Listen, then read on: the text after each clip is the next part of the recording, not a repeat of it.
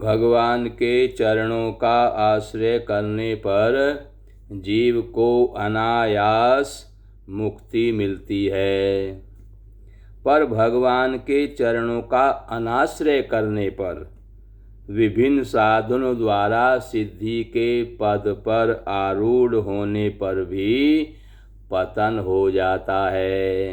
क्योंकि को जन्मा जग माही, प्रभुता पाई काहि मद नाही।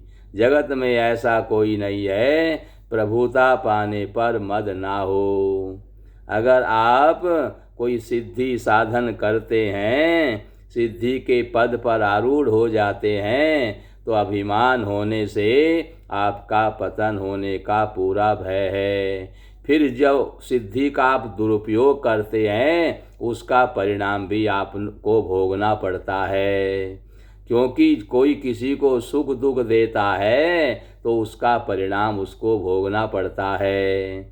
इसलिए कोई भी किसी को न तो सुख दे सकता है न दुख दे सकता है, सब अपने अपने कर्मों का फल भोगते हैं। को न काहू सुख दुख कर दाता, सब निज कर्म भोग सुनु भ्राता।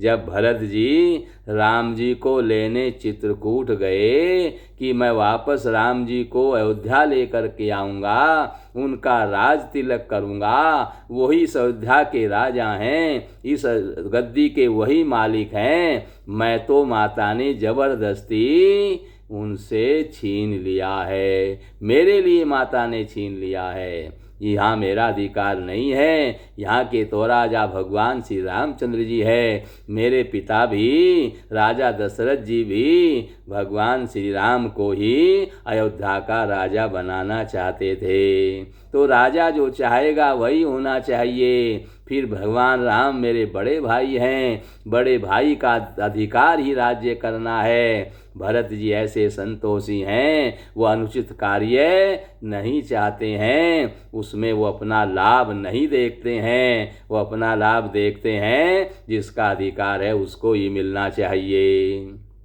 इसलिए भरत जी राम जी को वापस लाने के लिए चित्रकूट में गए और उन्होंने बड़ा आग्रह भगवान श्री राम जी से किया, गुरुदेव के द्वारा भी कहलवाया। सभी प्रजावासी भी इस बात से बड़े प्रसन्न थे, पर राम जी नहीं माने। भरत जी ने यहाँ तक कह दिया कि आपके बदले मैं 14 वर्षों तक वन में रहूँगा और आप अयोध्या में जाकर के अयोध्या का राज्य कीजिए, अयोध्या की प्रजा को सुखी कीजिए। मुझे भी जब ही शांति मिलेगी, मैं भी जब ही प्रसन्न रहूँगा, मैं भी जब ही ठीक होऊंगा, वरना मेरे हृदय में शांति नहीं आएगी। भरत जी ने बहुत कहा, पर भगवान श्री राम ने कहा कि कर्म अपने अपने कर्मों का फल सब भोगते हैं, मेरे भी किसी कर्म का फल है जो मुझे भोगना है। अगर मैं अपने स्वार्थ को देख करके इस कर्म के फल को नहीं भोगूंगा तो मुझे कहीं न कहीं तो भोगना पड़ेगा। इसलिए बोले 14 वर्षों तक आप ही राजपाट कीजिए। जब भगवान भरत जी की इस बात को भी नहीं माने तो भरत जी के मन में आया, क्योंकि जब कोई काम नहीं बनता है तो कोई न कोई शंका भी आ ही जाती है। तो भरत जी को भी शंका हो गई, मेरी माँ ने इन्हें वनवास दिया है, इसलिए मेरी बात नहीं मान रहे हैं। तो भरत जी क्या कह रहे हैं कि जब से मैंने सुना है मेरी माँ ने आपको वनवास दे दिया है, तब से मैं तो माँ से बोलचाल ही नहीं रखता, मैं तो माँ को माँ नहीं मानता। और उन्होंने बुरे वचन माता के लिए कहे तो भगवान राम उस समय बिगड़ गए, भरत के ऊपर क्रोधित हो गए और बोले, तेरी माँ ने मुझे वनवास दिया है, ऐसी बात नहीं है, इस बात को हृदय से निकाल दे। जो माँ के लिए ऐसे शब्द बोलता है मुझे वो प्रिय नहीं है। माँ तो माँ है, जगत जननी है, माता के जैसा प्रेम और किसी का नहीं हो सकता। और तेरी माँ ने मुझे वनवास दिया हो, ऐसी बात नहीं है। मैं भी अपने कर्मों का फल भोगने के लिए वन में आया हूँ और मुझे और भी पता नहीं क्या क्या फल भोगना पड़ेगा। भगवान राम नर रूप में हैं, इसलिए पूरी बात नहीं बता रहे हैं, क्योंकि नर रूप में हैं, भगवान बनकर के तो आए नहीं, नर बनकर के आए हैं, इसलिए नर की भांति ही व्यवहार करेंगे। तो भगवान राम ने कहा कि तेरी माँ ने मुझे वनवास दिया हो, ऐसी बात नहीं है। जलंधर राक्षस की पत्नी थी वृंदा, और वृंदा पतिव्रता थी, और पतिव्रता के पति को कोई नहीं मार सकता। देवता बड़े अप्रसन्न हुए, देवताओं को जलंधर ने स्वर्ग से निकाल करके पृथ्वी पर भेज दिया, कंदराओं में छिपे हुए हैं। भगवान विष्णु की शरण में सभी देवता गए कि हमारी रक्षा कीजिए, तो उनकी रक्षा के लिए भगवान विष्णु ने भोलेनाथ को भेज दिया, जाओ आप जलंधर का वध कर दो। तो भोलेनाथ जलंधर का वध करने के लिए जलंधर के राज्य में आए। 1 वर्ष तक जलंधर के साथ में भगवान शंकर का युद्ध चलता रहा, लेकिन जलंधर मरने में नहीं आया, क्योंकि इसकी पत्नी पतिव्रता है, और पतिव्रता के पति को भगवान शंकर जो संहारक देवता हैं वो भी नहीं मार सकते। पतिव्रता में बड़ी शक्ति होती है, पतिव्रता के पति को कोई नहीं मार सकता। तो भगवान शंकर भी 1 वर्ष तक जलंधर के साथ में युद्ध करते रहे, पर यह नहीं मरा। तो इन्होंने भगवान विष्णु का स्मरण किया, तो भगवान विष्णु ने जलंधर का रूप धारण किया और वृंदा के महल में पहुंच गए। वृंदा ने सोचा कि मेरे पति भगवान शिव से युद्ध करने के लिए गए हुए थे, युद्ध करते करते 1 वर्ष हो गया, अब इन्होंने विजय प्राप्त कर ली होगी, थके हुए आए हैं। तो पति मान करके उनकी सेवा में लग गई, और जो पति मानकर के पर पुरुष की सेवा करती है उसका सतीत्व नष्ट हो जाता है। तो जलंधर के इस प्रकार जलंधर का रूप धारण करने से वृंदा का सतीत्व नष्ट हो गया, और जब वह पतिव्रता नहीं रही तो भोलेनाथ ने जलंधर का वध कर दिया। जब जलंधर का वध हो गया और भगवान अपने असली रूप में आए, तो वृंदा ने कहा प्रभु ये क्या लीला है। तब भगवान ने बताया कि जब तक तुम्हारा पतिव्रत धर्म नष्ट नहीं होता तब तक जलंधर का वध नहीं होता, और जब तक जलंधर का वध नहीं होता देव कार्य लुप्त हो रहे थे, देव कार्य चल नहीं रहे थे। जलंधर के कारण सभी देव कार्य बंद हो गए थे, सनातन लुप्त हो गया था, इसलिए जलंधर को मारना अनिवार्य हो गया था। ये बात सुनकर के वृंदा को क्रोध आ गया, और वृंदा ने भगवान विष्णु को शाप दे दिया, जाओ तुम्हें तो पत्थर दिल हो गए, तुम्हें तो करुण हृदय कहा गया था, आज तुम पत्थर दिल कैसे हो गए, जो एक सती का सतीत्व नष्ट करते हुए तुम्हारे हृदय में दया नहीं आई, जाओ तुम पत्थर के ही हो जाओ। और शाप के कारण भगवान पत्थर के बन गए, और शाप के कारण ही काले पड़ गए, काले पत्थर बन गए। अब वृंदा ने कहा कि आपने मेरा सतीत्व नष्ट किया है, अब आप ही मेरे साथ में विवाह करिए। तो भगवान विष्णु ने कहा कि जाति में विवाह होना चाहिए, गैर जाति में होगा तो सनातन लुप्त हो जाएगा, संतान वर्ण संकर होगी, और फिर वर्ण संकर जब संतान होगी कुल की स्त्रियां वर्ण संकर हो जाएंगी, कुल की स्त्रियों के इस प्रकार करने से कुल अकुल हो जाएंगे, कुल नष्ट हो जाएंगे, इसलिए तुम्हें भी मेरी जाति में यानी जड़ बनना पड़ेगा। तब ये वृंदा तुलसी के रूप में प्रकट हो गई, और वृंदा के साथ में भगवान विष्णु का यानी तुलसी और शालग्राम का विवाह हुआ। भगवान शालग्राम काले पत्थर बने हुए हैं, तो भगवान शालग्राम के साथ में तुलसी का विवाह हुआ, और ये विवाह प्रतिवर्ष देव प्रबोधनी एकादशी और द्वादशी तिथि में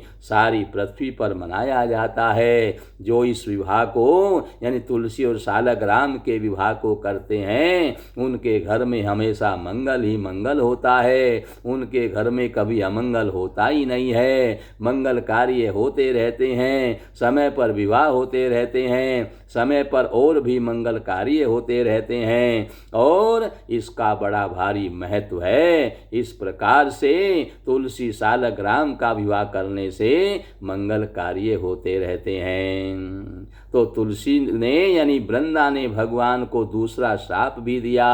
एक तो पत्थर के बना दिए और दूसरा बोले तुमने कबला को सताया है, एक अबला के सतीत्व को नष्ट किया है, इस अबला के वियोग में वन वन में भटकते हुए फिरोगे, वन वन में भटकते फिरोगे। ऐसा शाप वृंदा ने भगवान विष्णु को दे दिया।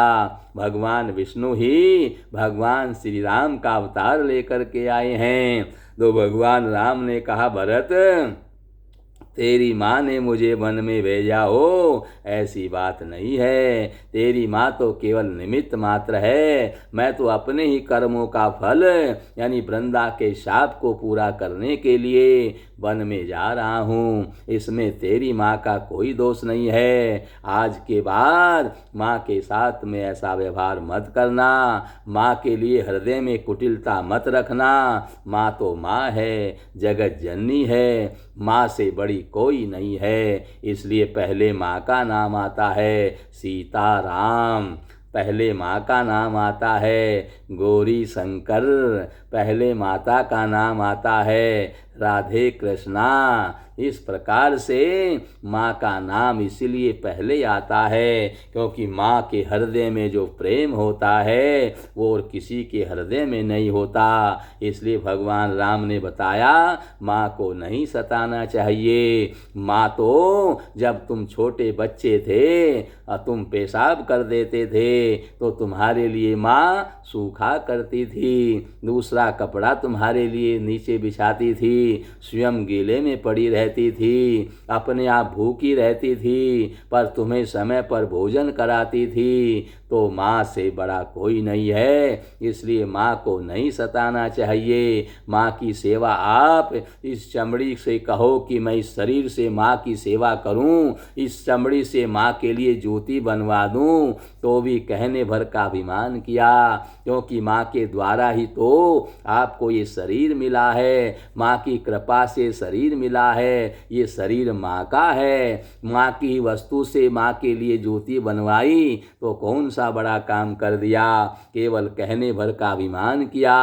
माता पिता का ऋण कभी छूटता नहीं है, माता पिता के ऋण से कभी उऋण नहीं होते हैं। माता पिता अपने दुखों को सहन करके भूखे प्यासे रह करके आपके सुखों की सारी व्यवस्था करते हैं। वो बड़े दुखी होकर के भी आपको दुखी नहीं रहने देते, अपने आप बड़े बड़े कष्ट पाते हैं पर आपको कोई कष्ट नहीं होने देते। कितने भी कष्ट आ जाएं वो सब सहन कर लेते हैं, पर पुत्र पौत्र के ऊपर कोई कष्ट आ जाए तो माता पिता को बड़ी पीड़ा होने लगती है। अपने आप कष्ट भोगने को तैयार हो जाते हैं पर आपको कोई पीड़ा न हो जाए ऐसा उपाय करते रहते हैं। इसलिए माता पिता की सेवा से वंचित नहीं रहना चाहिए। माता पिता की सेवा बार बार नहीं मिलेगी, इसलिए जब तक माता पिता हैं तब तक उनसे प्रेम करें, उनको किसी प्रकार की पीड़ा न हो जाए।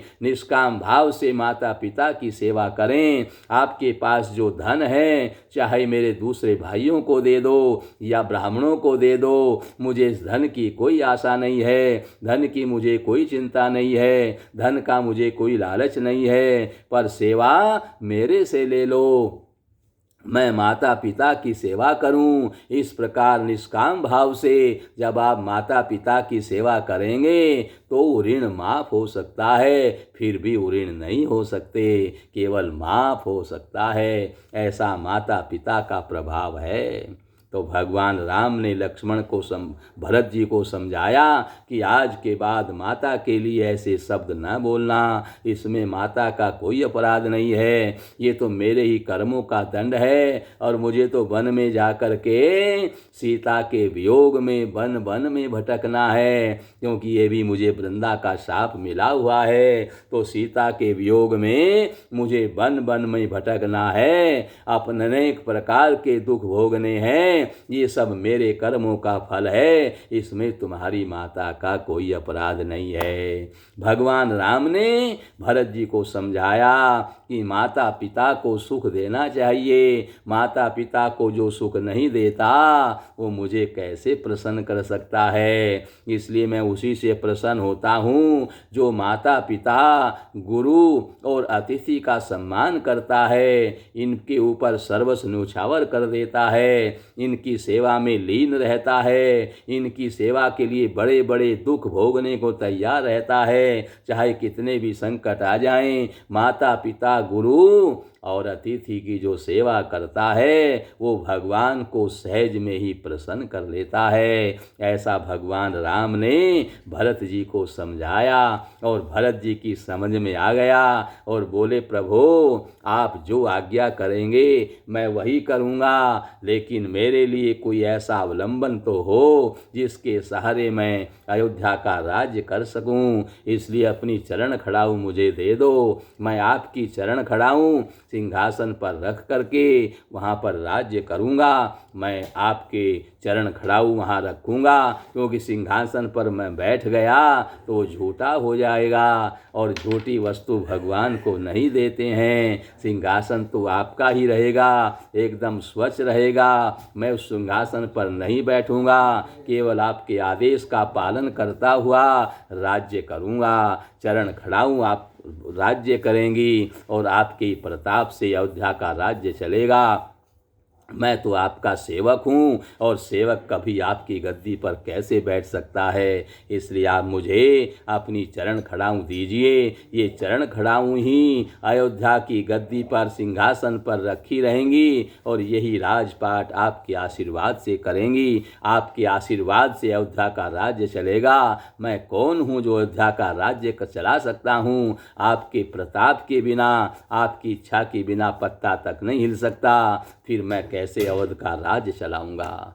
तो आपकी कृपा से सब काम होगा। प्रभु आप रात दिन मेरे ऊपर कृपा रखिए, क्योंकि आपकी कृपा के बिना मैं कुछ नहीं कर सकता। जिस पर आपकी कृपा होगी वही सब कुछ कर सकता है, जिस पर आपकी कृपा नहीं होगी वो कुछ भी नहीं कर सकता। इसलिए प्रभु आप अपनी कृपा मेरे ऊपर बनाए रखें और इन चरण खड़ाओं को मुझे दे दीजिए। भगवान राम बड़े ही करुण हृदय हैं, उनका हृदय तरोतार हो गया, उनका हृदय गदगद हो गया। इस प्रकार की भरत जी की वाणी सुनकर और उन्होंने तुरंत उन अपनी चरण खड़ाऊँ भरत को दे दी और भरत ने उन चरण खड़ाऊँ को सिर पर रखा और उन चरण खड़ाऊँ को लेकर के अयोध्या में आए। अयोध्या में आकर के उन्होंने उन चरण खड़ाऊँ को अयोध्या की राजगद्दी पर रखा और अपने आप कहाँ गए? बोली जमीन खोद करके जमीन के नीचे बैठे रहे। वहीं पर उन्होंने 14 वर्ष बिताए। जिस जमीन पर मेरे प्रभु रहते हैं मैं उनके बराबर कैसे रह सकता हूँ, इसलिए मैं उनसे नीचे रहूँगा। और जमीन खोद करके नंदीग्राम में भरत जी बड़े प्रेम से तपस्वी का रूप धारण करके, कंदमूल फल खा करके, वलकल वस्त्र धारण करके तपस्वी की भांति जैसे भगवान श्री राम अयोध्या में रह रहे हैं, उसी प्रकार से ये भी अयोध्या में नंदीग्राम में रहे और भगवान की आज्ञा से अयोध्या के राज्य को चलाया। ये है भक्ति, ये भगवान की भक्ति है। भगवान की भक्ति के बिना भगवान प्रसन्न कैसे हो सकते हैं? भक्ति से रहित जो ज्ञान या योग है वह ब्रह्म का साक्षात तो कराता है, पर उसमें बड़े विघ्न हैं। किंतु भक्ति योग परम स्वतंत्र है, परम स्वतंत्र है भक्ति योग। और विघ्नों से रहित है। भक्ति से बढ़िया कोई भी मार्ग नहीं है। भगवान को पाने के 3 मार्ग हैं, ज्ञान योग, भक्ति योग, कर्म योग। इन तीनों से भगवान की प्राप्ति होती है, लेकिन भक्ति योग का जो मार्ग है ये विघ्न रहित है। इसमें स्वयं भगवान उसे संसार सागर से पार ले जाते हैं, स्वयं ले जाते हैं, क्योंकि इसमें श्री गोविंद चरणों का आश्रय रहता है। भक्ति निरपेक्ष है, अतएव भक्ति के उपासक को ज्ञान योग आदि की आवश्यकता नहीं रहती है। और भक्त प्रारंभ से ही भगवत कृपा की डोरी से बंधे हुए चलते हैं। अतएव जहाँ पैर फिसला कि भगवान ने डोरी खींच ली, इससे भक्त कभी गिरते नहीं हैं। बंदरी का बच्चा नहीं बनना है, बिल्ली का बच्चा बनना है। बंदरी का बच्चा माँ को पकड़ कर चलता है, माँ छलांग लगाती है तो गिरने का डर रहता है, हाथ छूट जाए तो माँ उस पर ध्यान नहीं देगी। लेकिन बिल्ली का बच्चा वहीं बैठा रहता है, कहीं नहीं जाता। माँ उसको मुख में पकड़ करके ले जाती है और बड़ी सावधानी से ले जाती है, कहीं मेरा बच्चा गिर न जाए, और बड़ी सावधानी से दूसरे स्थान पर ले जाती है। तो भगवान के आश्रित रहना है। भगवान की कृपा से आपके ऊपर कोई विघ्न नहीं आएगा। जो श्री भगवान के चरणाश्रित भक्त हैं, उनकी नित्य प्रार्थना होती है कि हमें चरण सेवा मिलती रहे। अतएव भगवान अपने स्वभाववश उन्हें अपनी चरण सेवा देते ही हैं। भगवान के चरणों का आश्रय प्राप्त करके जो भगवान के हो जाते हैं, वे कभी गिरते नहीं हैं, क्योंकि भगवान उनकी रक्षा करते हैं। भक्त किसी भी प्रकार के विघ्नों से डरते नहीं हैं, और क्योंकि उनको किसी प्रकार का भय नहीं है, क्योंकि भगवान उनकी रक्षा करते हैं। भक्त किसी भी विघ्न से इसलिए नहीं डरते, क्योंकि विघ्नों का नाश करने वाले भगवान उनके सहायक हैं, विघ्नों के सेनापति हैं। और विघ्नों का सेनापति भी आ जाए तो भी वे विचलित नहीं होते, क्योंकि भगवान तो सर्वे सर्वा हैं, सबके ऊपर हैं, उनकी रक्षा हमेशा करते हैं। भक्तों में निरंतर दैन्य बढ़ता रहता है। पद पद पर भगवत कृपा का अनुभव करते रहने से उनमें सरलता बढ़ती रहती है, और भगवान की कृपा को निरंतर अनुभव करने की लालसा उनकी बढ़ती रहती है। अतः वे कभी गिरते नहीं, और कहीं गिरते भी हैं तो भगवान उनको अपने आप बचाते हैं, उनका निर्वाह करते हैं और उन्हें अपने धाम में ले जाते हैं। भगवान की स्वप्रकाशित शक्ति जो है उसी का नाम भक्ति है। विशुद्ध सत्व वही सत्य वसुदेव हैं। श्री भगवान उसी से अपने को प्रकट किया करते हैं। भगवान की 2 शक्ति हैं, एक प्रकाशिनी और एक प्रहलादिनी। प्रकाशिनी शक्ति दिखाई देती है और दूसरी दिखाई नहीं देती है, लेकिन दोनों शक्ति बराबर काम करती है। भगवान के रूप दर्शन में उनकी कृपा कारण है, न कि भौतिक प्रकाश। भगवान की कृपा होने पर अंधा मनुष्य भी घने अंधकार में भी उनके दर्शन कर सकता है, पर भगवान की कृपा न होने पर करोड़ों सूर्यों का प्रकाश तथा करोड़ों आंखें प्राप्त होने पर भी उनका दर्शन नहीं हो सकता।